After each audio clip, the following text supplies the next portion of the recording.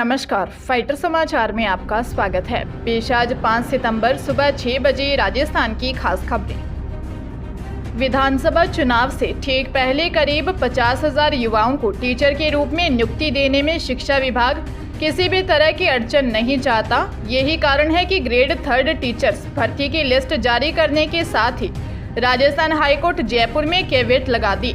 दरअसल शिक्षा विभाग ने इसी महीने सभी टीचर्स को नियुक्ति आदेश देने की तैयारी कर ली है। अब अदालत में केस लगाकर अब कोई भी नियुक्ति को सीधे रुकवा नहीं सकेगा।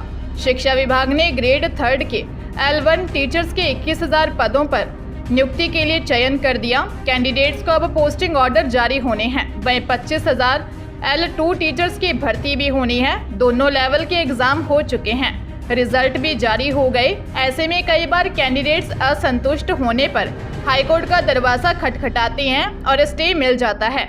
ऐसे में नियुक्ति प्रक्रिया रुक जाती है। भाजपा ने आने वाले विधानसभा चुनावों में ईडी के जरिए ही भ्रष्टाचार के मुद्दे पर मुख्यमंत्री अशोक गहलोत को घेरने की तैयारी कर ली है। हाल ही ईडी ने जयपुर व उदयपुर में होटल समूहों पर छापेमारी कर 1,27 लाख रुपए जब्त और संपत्तियों के दस्तावेज जब्त किए हैं। खास बात यह है कि इन समूहों के मालिकों या निवेशकों के मुख्यमंत्री अशोक गहलोत व उनके परिवार के सदस्यों से करीबी रिश्ते हैं। इसी को आधार बनाकर ईडी द्वारा कार्रवाई की जा रही है। दरअसल मुख्यमंत्री अशोक गहलोत अपनी योजनाओं के जरिए लोगों से लगातार जुड़े रहते हैं। उनकी अपनी अलग छवि है। राजस्थान में कांग्रेस के मायने गहलोत और गहलोत के मायने कांग्रेस हैं। यही वजह है कि भाजपा अब मुख्यमंत्री अशोक गहलोत को भ्रष्टाचार के मुद्दे पर घेरने की तैयारी कर रही है। राजस्थान हाउसिंग बोर्ड में 258 पदों पर होने वाली सीधी भर्ती के लिए एडमिट कार्ड जारी कर दिए हैं। हाउसिंग बोर्ड द्वारा भर्ती परीक्षा 8 से 11 सितंबर तक 2 पारियों में जयपुर, अजमेर समेत प्रदेश के 7 से ज्यादा जिलों में ऑनलाइन मोड में आयोजित होगी, जिसमें पहली पारी सुबह 9:30 से 12:30 बजे और दूसरी पारी दोपहर 3:30 से 6:30 बजे तक होगी। इस दौरान सुबह पहली पारी में अभ्यर्थियों को 7 बजे तक सेंटर पर रिपोर्ट करनी होगी।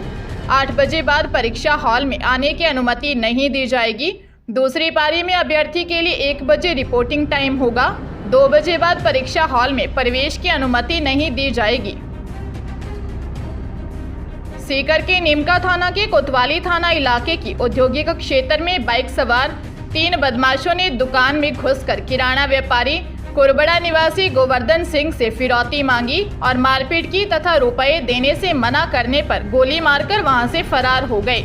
बचाने आई व्यापारी की बहन पिंकी पर भी बदमाशों ने पिस्टल की बट से हमला कर घायल कर दिया।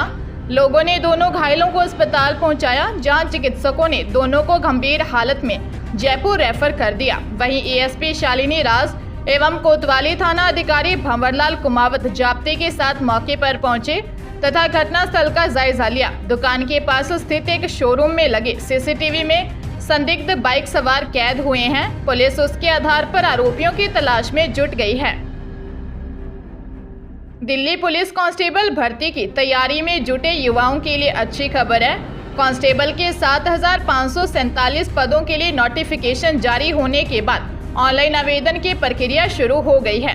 12वीं पास की योग्यता रखने वाले इच्छुक अभ्यर्थी 30 सितंबर तक आवेदन कर सकता है। नोटिफिकेशन के अनुसार कांस्टेबल के 7,547 पदों में से 2,491 पद महिलाओं के लिए आरक्षित किए गए हैं, जबकि 5,056 पदों पर पुरुष अभ्यर्थियों की भर्ती की जाएगी। भर्ती में 18 से 25 वर्ष के अभ्यर्थी शामिल हो सकेंगे। अभ्यर्थी की योग्यता 12वीं उत्तीर्ण होने के साथ ड्राइविंग लाइसेंस होना जरूरी है। अजमेर जिले में छत्तीसगढ़ के रायगढ़ जिले में ग्रामीण बैंक के 165 खाता धारकों के अकाउंट में छेड़छाड़ कर 3,57 लाख रुपए का गबन करने के मामले में फरार बैंक के पूर्व मैनेजर राहुल कुमार शर्मा और उसकी मां वीणा शर्मा को छत्तीसगढ़ पुलिस ने रामगंज थाना क्षेत्र के गोविंद नगर से गिरफ्तार कर लिया। पुलिस दोनों को अपने साथ छत्तीसगढ़ ले गई। आरोपी राहुल शर्मा 31 नवंबर 2021 से 18 जुलाई 2022 तक रायगढ़ के ग्रामीण बैंक शाखा प्रबंधक के रूप में पदस्थ थागवन का खुलासा होने के बाद वह बैंक के मेन गेट और तिजोरी की चाबी लेकर फरार हो गया था। तब से छत्तीसगढ़ पुलिस उसकी तलाश कर रही थी। मामले में छत्तीसगढ़ पुलिस पूर्व में राहुल शर्मा के सहकर्मी हरिप्रिया और राहुल मेहता को गिरफ्तार कर चुकी है। मुख्य आरोपी राहुल शर्मा की तलाश थी। पुलिस को इनपुट मिला कि राहुल और उसकी मां वीणा शर्मा पत्नी स्वर्गवासी दीपचंद अजमेर में गोविंद नगर इलाके में रहकर फरारी काट रहे हैं। भीलवाड़ा शहर में व्यापारी के घर में चोरी का सनसनीखेज मामला सामने आया है। 4 घंटे में चोरों ने व्यापारी के घर पर करोड़ों रुपए व जेवर पर हाथ साफ किया है। मौके पर एएसपी विमल सिंह, सीओ देशराज व आरपीएस प्रशिक्षु मेगा गोयल, सदर सीओ लक्ष्मणा राम व सुभाष नगर थाना प्रभारी जय सुल्तान कविया सहित पुलिस जाब्ता व एफएसएल की टीम पहुंची। एएसपी विमल सिंह शहर के विजय सिंह पथिक नगर के मकान में 3 कपड़ा व्यापारी भाई दामोदर लड्डा, रमेश लड्डा व बाबूलाल लड्डा का संयुक्त परिवार रहता है। सभी परिजन अपने जवाई अर्चित मुंद्रा के मालोला रोड स्थित फार्म हाउस पर गए थे। पीछे से चोरों ने अलमारियों व तिजोरियों को तोड़कर 40 लाख रुपए, 3.5 किलो सोने के जेवर व 10 किलो चांदी के जेवर व 20 लाख रुपए के डायमंड के जेवर चोरी कर ले गए। पुलिस चोरों की तलाश कर रही है। राजस्थान के 18 जिलों में झमाझम बारिश होगी। मौसम विभाग की भविष्यवाणी के अनुसार एक नया परिसंचरण तंत्र सक्रिय होगा, जिसके बाद पूर्वी राजस्थान के कोटा, भरतपुर, उदयपुर, जयपुर संभाग के अंतर्गत आने वाले 18 जिलों में हल्की बारिश होगी। तेज हवाएं चलेंगी। बादल के गरजने के आसार भी हैं। राजस्थान के लिए 6 से 9 सितंबर तक रात भरे रहने वाले हैं। मौसम विभाग के अनुसार पश्चिमी राजस्थान के बीकानेर और जोधपुर संभाग में 8-9 सितंबर को कुछ स्थानों पर हल्की से मध्यम बारिश होगी।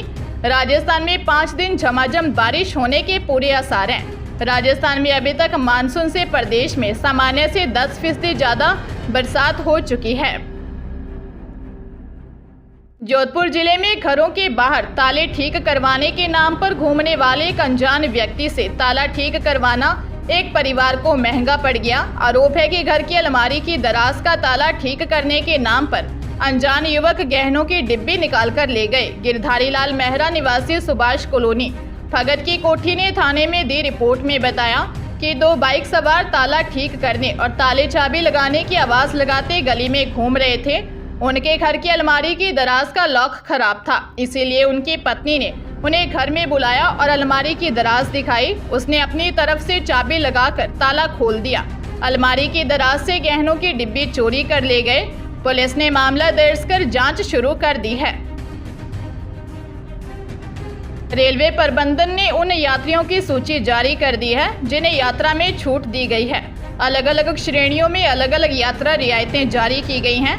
वरिष्ठ नागरिकों में 60 वर्ष से अधिक आयु के पुरुष वरिष्ठ नागरिकों को 40% की छूट और 58 वर्ष से अधिक आयु की महिलाओं को 50% की छूट दी जाती है। इसके अलावा कैंसर रोगी, विकलांग, थैलेसीमिया रोगी, हृदय रोगी, किडनी रोगी, हीमोफीलिया, टीबी, एड्स रोगी को भी छूट दी गई है। पुलिस, सेना और अर्धसैनिक बलों के शहीदों की विधवाओं के लिए छूट भी दी गई है। स्कूल कॉलेज से घर जाने वाले विद्यार्थियों और शैक्षणिक भ्रमण पर जाने वाले विद्यार्थियों के अलावा शिक्षकों को भी छूट दी गई है। डॉक्टर और चिकित्सा उपकरणों को भी छूट दी गई है। डूंगरपुर के देवल में रात को चोरों ने 3 मंदिरों को निशाना बनाया। 2 मंदिरों में कुछ हाथ नहीं लगा, वही एक मंदिर में 70,000 से अधिक की दान राशि लूट ले गए। जानकारी के अनुसार सुबह अंबे माता मंदिर के पुजारी विद्याशंकर जोशी आरती के लिए जा रहे थे, तभी उन्होंने राधे कृष्ण मंदिर के दरवाजे खुले देखे। उन्होंने राधे कृष्ण मंदिर के पुजारी लवजी भाई को जानकारी दी। दान पेटी को तोड़ने का प्रयास किया गया। चोर दान पेटी को तोड़ नहीं पाए। इसके बाद जोशी अंबे माता मंदिर पहुंचे तो माता जी के श्रृंगार का सामान रखने की अलमारी खुली पड़ी थी और सामान बिखरा पड़ा था। चोर नकदी की दान पेटी तोड़ नहीं पाए थे। इसी दौरान बस स्टैंड की पहाड़ी पर कुलदेवी व जेड़ माता मंदिर में भी चोरी की सूचना मिली। पुजारी प्रभुलाल महाराज को चोरों ने कुटिया में बंद कर 70,000 की नकदी चुरा ले गए। पुलिस चोरों की तलाश कर रही है।